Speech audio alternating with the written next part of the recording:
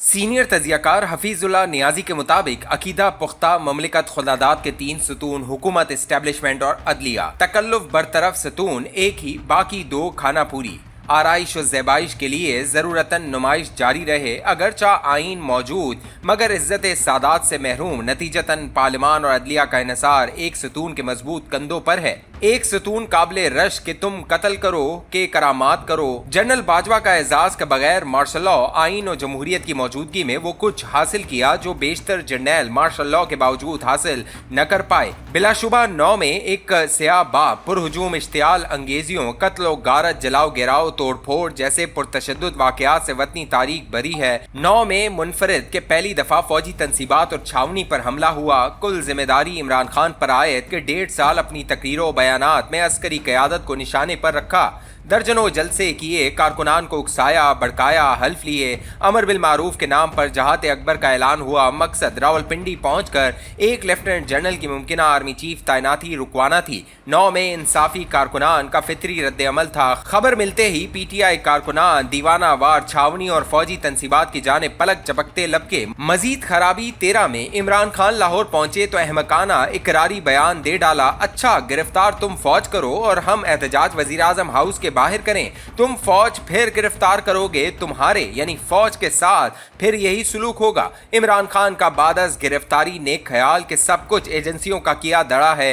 देर कर दी मेहरबान आते आते। 70 की दिहाई में बनफ़्से नफीस भरपूर सियासी एक्टिविस्ट रहा हूँ। कभी गलत फहमी न थी कि खुफिया एजेंसियां बगदरे जुस्सा कदम बकदम हमारी सफ़ों में मौजूद थीं। ऐसे मौके पर एजेंसियां मौजूद न हों तो ये इनकी नाअहली और कोताही होगी। हमारे वक्त भी जब कभी जलाओ गिराओ तोड़ फोड़ में कोई कमी बेशी रह जाती तो कमाल महारत से एजेंसियां पूरा कर देती। इसके एवज पुलिस से न सिर्फ हड्डियां टूटती बल्कि जेल भी नसीब बनती। इमरान खान का अस्करी क़यादत पर तनकीद में हर हद फलांगना इस्तरारी या एक सोचा समझा मंसूबा मुझे मालूम नहीं। 9 में बाकायदा किसी प्लानिंग का शाखसाना या PTI वर्कर्स का उबालीपन और नालायकी हिकमत अमली, दोनों सूरतें नाकाबिले यकीन है। बहुत कुछ जनरल फैज हमीद के फयूस व बरक़ात दामे दरमे सुखने दस्तियाब रहे होंगे। एक सच और भी, मुमलिकत खुदादात की मौजूदा नगुफ्ता बाहालत ज़ार सियासी अदम इस्तेहकाम और अदालती अबतरी की कुल्ली जिम्मेदारी आज के सतून पर डालनी सरेअन ज़्यादती होगी।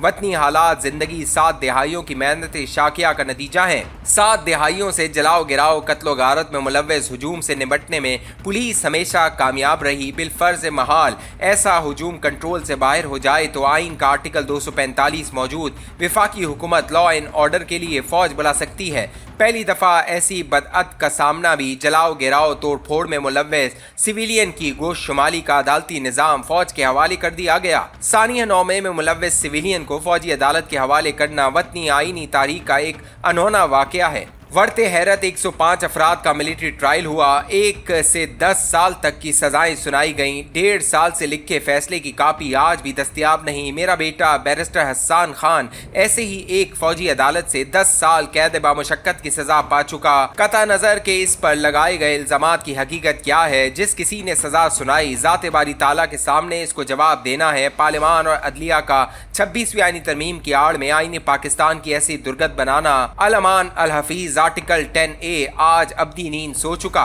पुरहुजूम हंगामों की एक वतनी तारीख अरसे दराज से मुल्की अदालती निज़ाम इसमें मुलव्वस अफराद को अंजाम तक पहुंचा चुका है। सवाल, क्या सुप्रीम कोर्ट का अपने मातहत अदालती निज़ाम से एतमाद उठ चुका है? हंगामों में मुलव्वस मुल्ज़मान के लिए मिलिट्री कोर्ट्स की खिदमात क्यों कर ली गई? 10,000 अफराद पर FIR में एक ही किस्म की फर्द जुर्म आए। 10,000 में से 105 मुल्ज़मान का मिलिट्री ट्रायल किस उसूल और बुनियाद पर किया गया? बैरिस्टर हसन खान को तो किसी मातहत अदालत में कभी पेश ही नहीं किया गया। बाढ़ में जाए मुमलिकत के शहरी का आईनी व कानूनी तहफ़्फ़ुज़। आर्मी एक्ट की बुनियादी ज़रूरत रियासत के खिलाफ साजिश या जासूसी एक्ट है। 105 मुल्ज़मान पर कैसे फिट होता है? किसी तौर आर्टिकल 245 के तहत सिविलियन डिसऑर्डर में आईन फौज पर इन्हिसार की इजाज़त देता है। क्या किसी ऐसे ही डिसऑर्डर पर मातहत अदालती निज़ाम को भी नाकाफ़ी समझा गया? क्या आईनी तजावुज़ ज़रूरी जाना गया? जमहूरी सबक, रियासत के 4 सतून, मुकन्ना इंतज़ामिया, अदलिया और आज़ाद प्रेस, मेरी ज़िंदगी का मुशाहिदा यकसर मुख्तलिफ के रियासत को हमेशा 3 सतूनों पर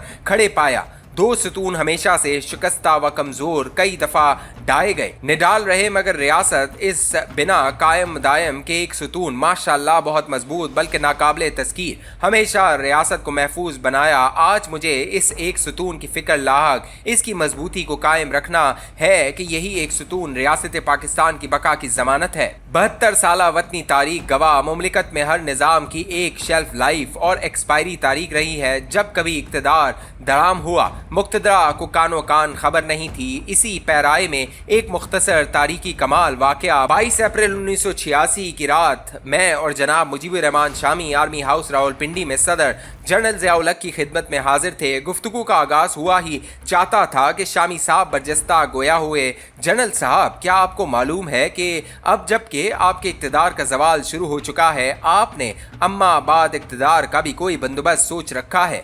जनरल साहब ने मखसूस अंदाज में कहके लगाकर शामी साहब को मेवाजात पेश करते हुए हस्ब मामूल संजीदा गुफ्तगू को हल्का फुल्का बनाया। शामी साहब, तारीख का सबक इक़्तिदार में बैठे शख्स को कभी ज़वाल की न खबर न फ़िक्र, बंदा हमेशा यही समझता है कि अभी मुझे उरूज आना बाकी है।